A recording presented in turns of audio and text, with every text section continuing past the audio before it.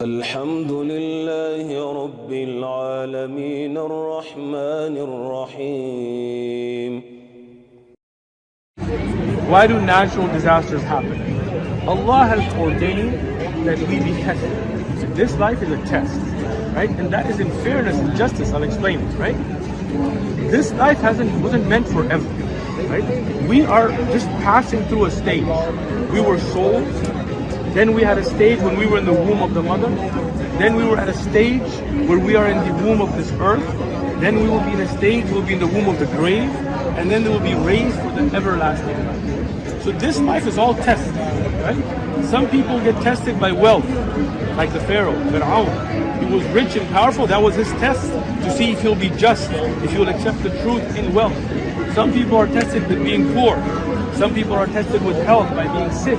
Some people are tested by strength. Let me ask you a question. The test isn't always fair. Of course it's fair. Why is it not fair? Let's say my religious habits. Don't wear a religious hat. Just go with it. Yeah, just go with the flow that says God is unjust, right? Of course. So let me give you an example. He does the judge, right? Of course. So do you have... Yeah, like why Of course. Let me explain it. Let me explain it. Yeah.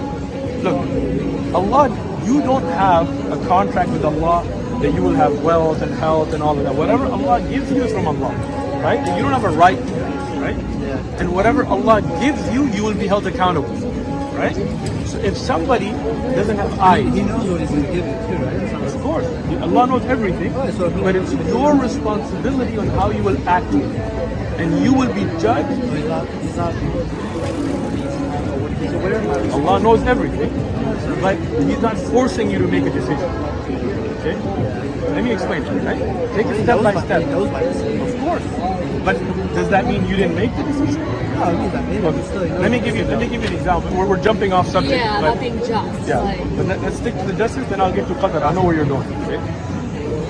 For example, if somebody's born without eyes, they can't see. It seems unjust in this world, right? It seems harsh, right?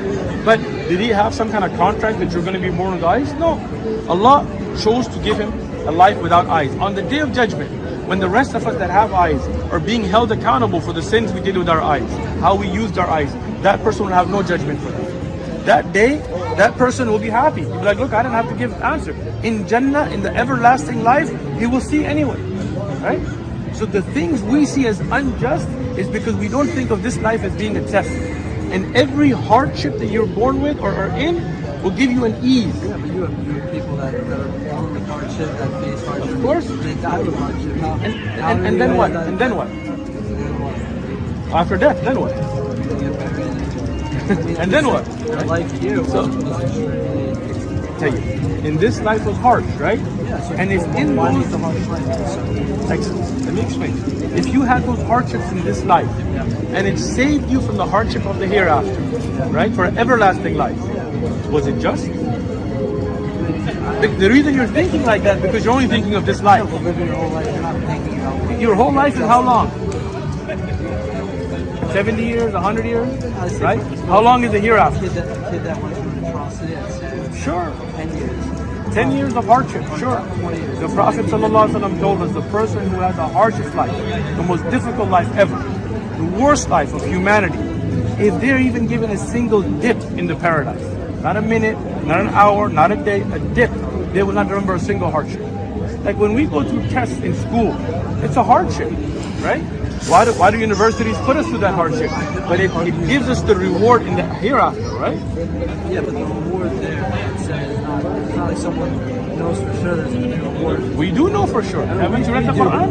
No, but I'm saying people that have died don't know that. It's not like... What do you mean? Whether they die knowing or not, you think they won't be raised on the day of judgment? They will be. Okay. I'm saying their life here was so much suffering. Sure.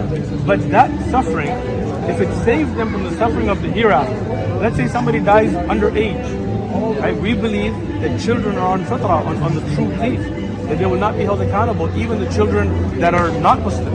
But if they die before bulugh, they will be in Jannah. So wasn't that a benefit for them? Would they have an everlasting life? See, the thing is, people don't see the hereafter. They only see the world. It's like as if you're judging life just by an examination hall. Like, you know, when you're sitting and taking a test and you're stressed out. My argument is that the test is simply just for everybody. But it is, because everybody is judged in accordance to the ability they're given. So if the judgment was the same, meaning everybody is held accountable for eyes and ears and skin, and then somebody didn't have eyes, that would not be just. But we know Allah is just. So when you have a certain hardship, let's say you were a little child and you never grew up, you died as a child, then Allah puts you in Jannah where you have an everlasting life. That is just, right? If you were in a place that never heard about Islam, that never heard about Allah, and Allah threw you in hellfire, that would not be just. But we don't believe that. If somebody is given that, then Allah takes that test away from them, right? And that is why Allah is all just. The term Sufi is not in the Quran, it is not in the Hadith. The Sahaba, the companions didn't know this term, right? This was developed later by a group, most likely, as historians tell us, that some people, they wanted to live a harsh life, so they started to wear wool, suf. And that's where the word Sufi came from, right? But the Prophet ﷺ himself, in the Hadith of Lmāza, he didn't like wool, even though he worn it, because it would retain bad smell. The Prophet ﷺ didn't restrict himself to this, right? So we say this is a deviation from the beginning, and then it became worse and worse, where their beliefs deviated away from the Quran, away from the Hadith. But to have tazkiyah, to cleanse yourself, and some of the people that the Sufis talk about, like Hassan al-Basri was a great scholar, right? So to cleanse your soul, to be a pure person, to not have jealousy, and this is good. This tazkiyah is good, right? But as long as it's in accordance with the Quran and the way of the Prophet ﷺ. Anybody who deviates from that is off. Yeah, all that dancing, jumping, backflips, and all that stuff they do, the barking, not in Islam. Is that haram too? It's haram. Every bid'ah, every innovation is a misguidance. So if you want to cleanse yourself, we have the best example, the Prophet Muhammad. Allah knows everything. Allah is so great. He knows what is, what was, what will be, what could have been, what would never have been, all of it, right? But Allah doesn't force you to make your decisions. Whatever is forced on you, you are not held accountable. Like if I'm forced with this skin color, this will not give me reward or harm. If you or you or you or you are with a different skin color, it does not make me closer or further from God. It doesn't make me better or worse, because that's something I don't have a decision. If it rains today or it doesn't rain, that's the will of Allah.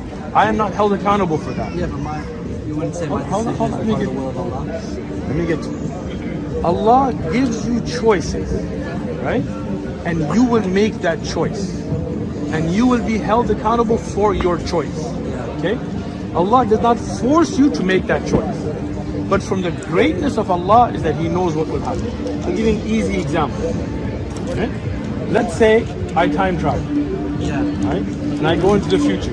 And I see, I'm just using an example, I don't get offended, right?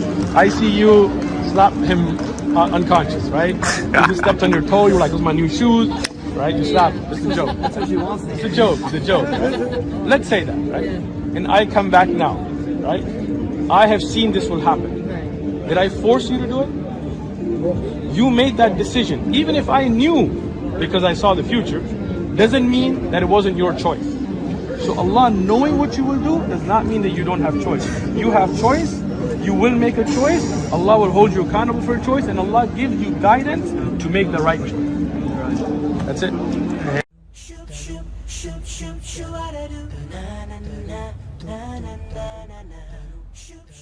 إذا أعجبك الفيديو لا تنسى الإعجاب والتعليق، ولكي يصلك كل جديد اشترك الآن.